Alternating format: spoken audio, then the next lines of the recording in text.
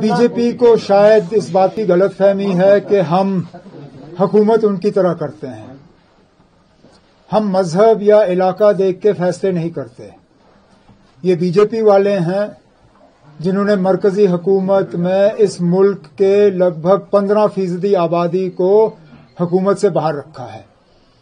آج B J پی کا نہ لوک سبھا میں نہ راجیہ سبھا میں ایک بھی مسلمان ممبر پارلیمنٹ ہے.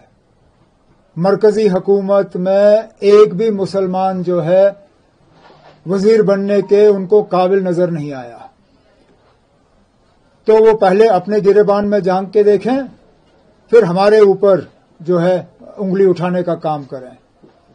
میں نے جیسے ہاؤس میں کہا، ہم نقصان دیکھ کے فیصلہ کریں گے، علاقہ یا مذہب دیکھ کے نہیں. جس علاقے کا نقصان ہوا ہے کم زیادہ اس حساب سے جو ہے مرکز سے پیکیج مانگا جائے گا. پیکیج ملتے ہی وہ پیسے جو ہیں وہ لوگوں کے بیچ میں ہم بانٹنا شروع کریں گے. سیدھی سی بات ہے.